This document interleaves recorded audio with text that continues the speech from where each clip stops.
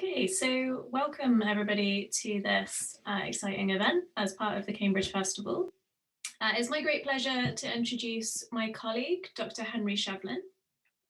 But before I do that, two quick things to note. Firstly, closed captions will be available during the talk. You should see a thing at the bottom of your screen now to enable you to turn them on. Secondly, after the talk, we will have a bit of time for Q&A. But if a question occurs to you during the talk, there's no need to wait until the end. You can just go straight ahead and type your question into the Q&A, and we'll do our best to get to as many questions as we can at the end. So our speaker today, Henry Shevlin, is a senior research fellow at the LCFI. The LCFI is an interdisciplinary research centre dedicated to getting the best out of the opportunities presented by current and future artificial intelligence. It's home to scholars from history, philosophy, law, computer science, and many more disciplines. And Henry is a philosopher of cognitive science. His work focuses on non-human minds, and his special interests include consciousness, suffering, and creativity. And he is also part of the team that's going to be leading CFI's new master's program in AI ethics and society. Henry's going to be giving us a talk today called From Bees to Bots, Exploring the Space of Possible Minds. So Henry, take it away. Thank you very much, Ali, and thanks for that great introduction. Yeah, so as Ali mentioned, my interests as a philosopher are really about non-human minds in general. And I think everyone who's been paying attention will have realized that we are in an age of rapidly expanding artificial intelligence. And it's reaching the point where the gap between, on the one hand, the computational tools we've been familiar with for several decades now are starting to get a little bit closer to the kinds of minds we see among animals. And today I'm going to be talking about some of the similarities and differences between the kind of emerging paradigms we have in artificial intelligence and the more familiar minds we know in the form of dogs, cats, bees, birds, and so on. So unless you've been living under a rock for the last 10 years, you'll realize that AI is rapidly expanding in all areas of our life, from the recommendations we get on online shopping and from our search engines to medicine and business and so many other areas, Google Translate. And one thing that's probably worth flagging at the outset is there is really no established consensus definition as to exactly what defines artificial intelligence, as opposed to more familiar computational tools. And I think we're all pretty confident that something like a calculator or Microsoft Paint isn't artificial intelligence. And it's easy to say with some confidence that, you know, the kind of stuff being produced by DeepMind is artificial intelligence. But exactly where computational tools fade over into AI is much harder to define. Things like machine learning as disciplines are obviously critical for artificial intelligence. But even there, some of the simpler algorithms used in machine learning are really just an aspect of statistics that have been with us for far longer in some cases than computers have been with us. So there's no easy dividing line between a sophisticated computer and a dedicated AI. I think one vague heuristic, one vague tool you could use to think about this is just to think about different kinds of tool that we use in other domains. So think about something like a hammer. A hammer is basically what you get out of a hammer is what you put in. There's no danger of the hammer running out of control or smashing things up without your input. We use hammers very deliberately, same with screwdrivers and so on. But then as you start to add more power to the tool, say a jackhammer, then risks of things like the jackhammer running out of control or or even operating autonomously, you know, if someone plugs it in and doesn't realize that it's meant to be active, then these sorts of risks start to make a bit more sense. And I think this is probably a useful way of thinking about AI, something that emerges slowly from standard computational tools. As we give systems more power, more autonomy, more complexity, and we rely on them to do more things, the risks associated with that become greater. And that's something I'm going to touch on today. So it's probably worth starting by talking about really what's happened in the last 10 years, or rather the state of AI before the revolutions of the last 10 years. So one phenomenon that's sort of dogged AI from the outset is the cycle of AI winters, as they're called. So AI really was already something people were thinking about in the wake of the Second World War. Alan Turing famously had some very prescient ideas about AI. And since then, we've had several sequences where AI has exploded again as a research discipline. People have been convinced that huge advances are just around the corner. And very often this cycle of hype then turns into a cycle of disappointment as people realize, oh, the things we were promised aren't going to happen anytime soon, and the funding dries up. Now, I think for reasons that maybe we'll cover later in this talk, I think we may well have broken the cycle at this point. The sheer amount of investment and sheer amount of profit coming from commercial applications of AI already does suggest to me that this time is different. But it's one reason I think that AI, until 10 years ago, say, wasn't necessarily quite at the forefront of people's imagination. Another issue with AI, again, until about 10 years ago, was is something called Moravec's paradox, or at least this is a useful way of thinking about the state of AI 10 years ago. So this is a phenomenon noticed by a computer scientist called Hans Moravec, who said that it's comparatively easy to make computers exhibit adult-level performance on intelligence tests or playing checkers, and difficult or impossible to give them the skills of a one-year-old when it comes to perception and mobility. So hopefully that sort of speaks for itself, but the kind of broader, crude idea here is that very often what's easy for AI, playing checkers or playing chess or doing arithmetic or logic problems, is the stuff that's very hard for humans that we acquire. These are the skills we acquire later in life. By contrast, what's easy for humans, for toddlers even, and animals, non-human animals, is very often hard for AI. Things like walking across the room without falling over is a perennial challenge in any kind of AI-based robotics. And until fairly recently, a lot of other things that are quite easy for humans, things like image recognition, being able to say whether a picture is a picture of Barack Obama or a dishwasher or a dog, being able to identify images was still a really hard problem.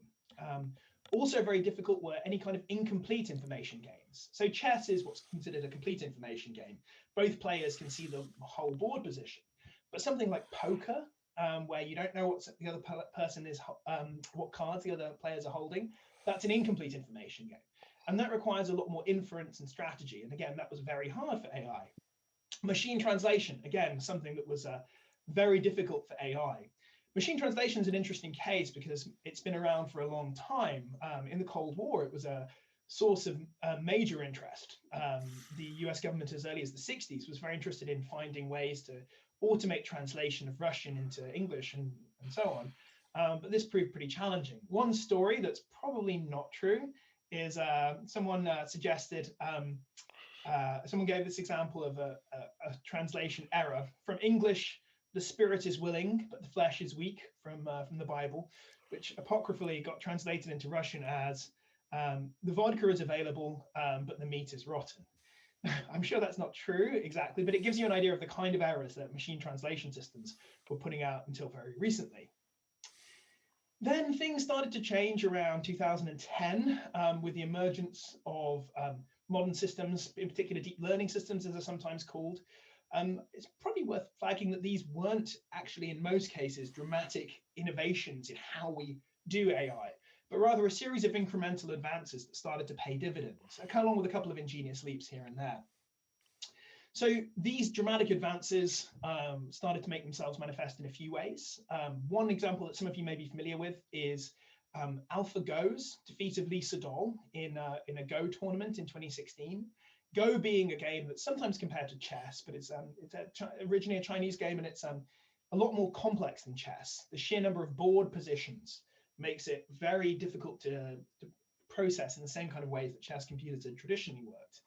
And even a year before AlphaGo's victory, it was estimated that it would take another decade before computers could seriously take on top humans. But then, defeating everyone's predictions, AlphaGo managed to beat a world champion the following year. We've seen similar dramatic successes with AlphaStar, which is a StarCraft system. And StarCraft being obviously a popular computer game, and it's an incomplete information game. You don't see what the other player is seeing. And AlphaStar is now ranked up there with the very top humans. Other systems like GPT-2 and GPT-3, I'll say a bit more about these, but these are basically sort of like chatbots. They're large language models, and they have incredible ability to capture accurate forms of human communication, whether it's writing poetry or Harry Potter fan fiction. And also, some of you may have seen the "this X does not exist" sites. If you type into your browser now www.thispersondoesnotexist.com, you'll see an image of a person that's been generated, a photorealistic image of a person who doesn't exist, who's been generated by AI tools. So these are some of the kinds of advances, some of the feats that have been dramatically presented to us in the last 10 years. On a maybe less dramatic but equally impressive note, a lot of key benchmarks. So industry tests for AI, things like ImageNet, which is an image categorization test, GLUE, which is a natural language test, have seen some major advances. So do these advances mean that Moravec's paradox is over, that AI can now do all the stuff that's easy for humans? I think here the answer is still no. And this is easy to see when we compare AI with animals. Animals have a number of skills that AI still doesn't come close to exhibiting. Animals are most obviously self-sufficient. Animals look after themselves in the natural environment. AIs are still very reliant on humans. Animals exhibit fine-grained sensory motor control, whether it's a hummingbird drinking nectar from a flower, or an eagle catching a sparrow in midair. Animals can do things with their bodies and their senses that are still way outside the capacity of current AI. Animals effortlessly navigate complex environments, from deserts and rainforests to tundra, full of all sorts of predators and prey. Again, this is something that is still really challenging for AIs. Trying to program a robot to navigate even a home environment is a daunting challenge. Animals integrate inputs across lots of different senses, from sight, sound, touch, smell, combining these into an accurate model of the world. And they also manage multiple competing needs: hunger, thirst, body temperature, mating, shelter, hiding from predators, hunting prey. They have a complex set of things they need to take care of. And again, AI is nowhere close to that point. And finally, animals are able to adapt to variable conditions, whether it's times of plenty or times of famine, changing climates, changing environments due to human encroachment. Obviously, these do sometimes prove challenging for animals, but the ability of animals to adapt is striking. Anyone who's seen an urban fox can get a striking example of that. This is not the fox's natural environment, but they're doing just fine. So one tool here that I think might be useful for further exploring this idea of how AIs compare to animals is this idea of the fox and the hedgehog. This is a famous distinction drawn by Isaiah Berlin, a philosopher in the 1960s, I believe. And it's a bit simplistic, but roughly the idea is that you have this idea of a fox who knows lots of things. Foxes have lots of different ways of catching prey, lots of different ways of getting their food, whether it's scavenging, hunting different kinds of animals, rummaging in human bins. And whereas by contrast, the hedgehog has a relatively simple strategy for survival. If ever it's threatened, it just rolls up into a ball. Now, I think this is a bit unfair on hedgehogs. Hedgehogs are actually very smart and very varied creatures with lots of different tools. But the core idea is, on the one hand, you have some one way of getting by in the world, which is being able to do lots of things. Another way of getting by, which is being able to do one thing, but doing it really well. And I think most AI can be usefully thought of as being at the hedgehog stage. Most of the AI applications we have, the AI tools, are very good at doing one thing very well, whether that's machine translation or playing Go or playing StarCraft. So another way of putting that is to say that AI has specialized intelligence, but not general intelligence. By contrast, animals are foxes. They have general intelligence. They're very flexible. Even hedgehogs are foxes by this measure. They have lots of different ways of making a living and lots of different ways of coping with the world. So this is a slightly very simplistic graph, but this is maybe one way of thinking about it. So on the y-axis here, I've labeled this competence, where this is understood as your ability to perform tasks. And I'm also awarding extra points on this axis for the complexity of tasks. So you'll score more highly on the y-axis for playing chess than playing drafts, say. So over here, and over on the x-axis, we have generality, which is roughly the range and variety of different tasks you can perform. So up here, we have AlphaGo, which is brilliant at playing Go. And at least once it's been trained to play Go, not really anything else. Slightly less competent, but slightly more general is something like Google Translate, which can translate a wide range of languages and can do so almost as well as a human translator. It's not got the superhuman level performance of AlphaGo, but it's still very, very good. GPT-3, one of the language models I mentioned earlier, that can write passable poetry, can write reasonable Harry Potter fan fiction, can do a reasonable job of impersonating a famous person for an interview. That's a lot more general. It can do a lot of different things to do with language, although exclusively in the domain of language, and it can do them moderately well. You can figure out pretty quickly that you're not talking to a real person, but it can emulate human performance up to a point. But then when we move to the animal world, we find a lot more, or rather the biological world, I should say, we find much more generality.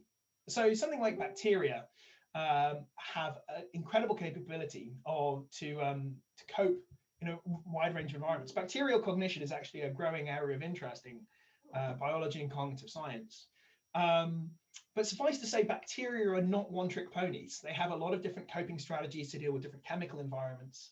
I'm still not awarding them too many marks for competence because they don't have that wide a variety of different things. The tasks they perform usually have fairly simple solutions, but still they can do a relatively wide range of stuff. Then you can sort of see this trajectory here. Bees, more competence, more generality, chimpanzees, and finally the most general purpose cognitive system ever that exists anywhere in the world is humans, of course, who are exemplars of both competence and generality, so we would like to think. The only one I haven't mentioned here is driverless cars, and I don't think this bullet point exists yet. I don't think we're at the stage where driverless cars are truly at the level where they can supplant human drivers. But if they ever do arrive, I think they're going to have to exhibit a high degree of both competence and generality if they're ever in a form that we can trust them to outperform humans in all conditions. So that gives you an idea of sort of the terrain of possible minds that we're considering today. So I want to talk briefly more about this generality axis. So what does it mean to be able to perform more things? What kind of ingredients go into making you a more general thinker? Well, one of them is robustness, by which I mean the ability to perform your actions, your behavioral repertoire under difficult conditions, to avoid glitching and getting stuck. Now here we have a tortoise on its back and a cat stuck up a tree. But these are pretty unusual instances. Animals don't normally get stuck. They don't normally glitch out for the simple reason that animals that did that quickly got selected against, evolutionarily speaking. Evolution has left animals consistently able to get themselves out of trouble in those situations. Another key element of generality is flexibility, being able to learn new behaviors to deal with different situations. Think again of the urban fox that's managed to cope in the artificial environments created by human civilization. And here we have a crow using a tool, an octopus using a shell. And this kind of flexibility, again, is pretty common in the animal world, particularly once we start looking at more intelligent creatures like mammals and birds and octopuses. And finally, we have this third category of that's important for general intelligence that I'm calling integration, but I really need a better word for it because it's a slightly complicated idea, but roughly the idea is animals combine lots and lots of different information from different senses. And they also have to manage lots and lots of different needs, as I mentioned earlier on, from hunger, thirst, shelter, and so on. And mating, of course, as the picture of the lions there should illustrate. We've got lots of different things that we need to do as animals that all animals have to do. And to do that, we have to balance different needs and take information from lots of different senses. The net result of all this is that we end up with autonomous and independent creatures. So how does AI measure according to these metrics? Well, not great. AI is not particularly robust. From driverless cars that crash due to snowy weather, to machine vision systems that misclassify images due to simple deceptive filters applied, to chatbots that make non sequiturs or strange, obviously inhuman asides. AI often glitches or fails. And I think this is a problem not just with AI, but software in general. I could go on a rant here that I'm going to resist about how much buggier and glitchier software is now than 10 years ago. But suffice to say that, yeah, AI still doesn't have anything like the reliability that animals have been forced to acquire thanks to the rigors of evolutionary pressure. AI is also still not really very flexible. One problem for a lot of AIs is something called catastrophic forgetting. Roughly speaking, if you train most systems, train an AI to be able to perform one task very well, like playing Go, and then train it to perform another task, like playing chess, it will have forgotten lots, if not everything, it learned about Go to begin with. Now, this is an area where people are making progress. One prominent paper from a couple of years ago is called Overcoming Catastrophic Forgetting, and we are starting to, again, make some progress in this area. But it's still fair to say that AIs don't have this kind of robust capacity to acquire lifetime skills without those skills degrading and continuing to learn new skills and new information. Likewise, AI is often very data hungry. I can tell you that the word neige means snow in French, and from that one utterance, you can go away and probably read the word neige and know that it means snow. And that one piece of information you can take away and use to memorize something forever. By contrast, AIs typically need lots and lots of examples to get there, to figure out what a particular category an image belongs to, for example. Again, this is an area where people are working hard to improve systems. One-shot learning, meaning learning from one example, or few-shot learning, learning from a few examples. These are active areas of development, but still, compared to humans and in some cases animals, AIs are still not very flexible. And finally, AI is still relatively single-minded. It doesn't display the same kind of complexity of integration that animals can display in terms of sensory motor coordination, pulling information from different senses and managing different needs. So the consequence of all this is that AI agents are still quite a long way off. Still, some key advances need to be made. There are some promising advances, as I've mentioned, and I think AI is slowly becoming more and more like a biological agent. Some examples of progress being made in this domain include things like giving AIs better memory. This is a technique called episodic AI that's currently at the cutting edge. Giving AIs better understanding of causation is another important area of development. Teaching AIs not merely to sort of learn from statistical patterns, but to get a better sense of how things actually work, as well as teaching AIs to have better general learning principles. You know, we talk about things like university education as important, partly because you're teaching people to be better learners. You know, you're learning about English literature or history, but you're also learning how to learn. And there's been a similar interest in teaching AIs these general learning skills. And there are already some impressive steps towards greater generality. So GPT-3, which I mentioned before, was able to learn to play chess just based on the linguistic databases that it was, the linguistic corpuses that it was trained on. So having seen large amounts of text on the internet, it turned out that it actually acquired, from just learning about chess notation, it had acquired the skills it needed to play a passable game of chess. So that was a nice example of AI becoming more general. And there are, of course, plenty of commercial incentives for more general AI. Something like driverless cars, as I mentioned, is a case where more general AI is going to be critical, I think, for dealing with the wide variety of road conditions and unpredictable circumstances that any driverless car is going to find itself in the natural world. And so thinking now finally about the future of general intelligence, when more general AI starts to arrive, maybe in a decade or 2 decades hence, what will it be able to do? Well, potentially it could give us AIs that are more like organisms than tools, true autonomous AI agents. This might mean fully automated factories that can run themselves without any human inputs at all, or farms where every aspect of the production line process is handled completely autonomously, to the long-awaited robot butlers we've seen from science fiction and childcare providers. I think one very daunting challenge, a test for truly general AI would be a sort of nappy test. When we build robots that can that we trust to change a baby's nappy, then that'll show that we've really arrived at something more like general AI. But of course, as we move towards more general AI, there are major risks too. As you can see from our interactions with animals, when you're dealing with non-human agents, genuine agents that are genuinely autonomous, havoc can result, whether it's buffalo stampedes or plagues of locusts. And whilst it's common to think about sort of AI dangers or AI risks in terms of Terminator scenarios where some cold-blooded malicious AI decides to exterminate humans, I think a lot of the risks that are going to emerge from more general AI are more like the examples I just mentioned, stampedes and plagues of locusts. Simple-minded, relatively simple-minded, more general or autonomous agents doing things that don't perfectly align with our own interests. In light of that, then, I think it's probably good that we still have some time to prepare before general AI gets here, and the gap between bees and bots is closed. Thank you very much for your attention, and I look forward to hearing your questions.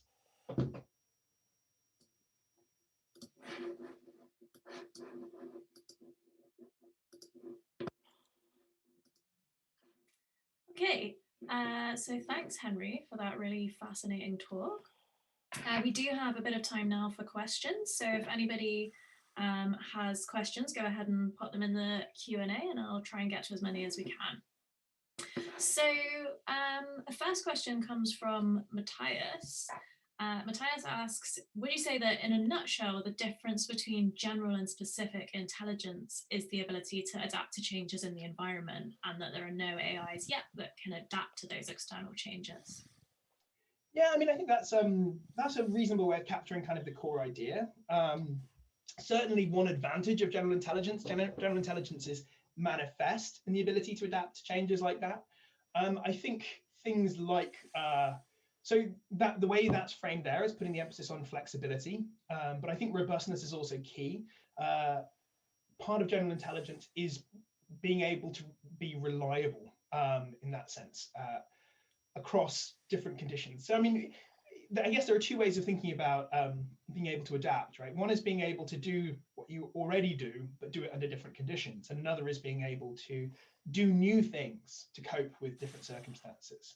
So being able to sort of walk on ice might be an example of the first thing. You know, it's slightly different conditions. You want to be able to walk across the ice without falling over. Whereas doing something completely novel, say, is something more like what I think of as exhibited by the case of the fox moving into urban environments. But yeah, I think adaptability is a useful way of thinking about kind of the core idea there. Great, thanks, Henry. So we have another question now from Janet.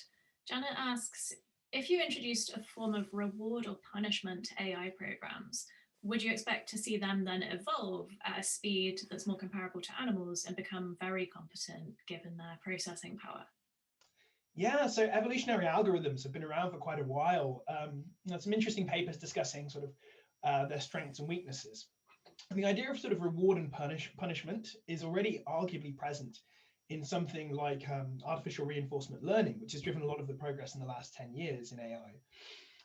I think it's still fair to say that the kind of complexity, both of our biological basis, DNA, and also the kind of evolutionary environments we found ourselves in, these are not things that we've been able to naturally recreate to build better AIs, would that it was so simple.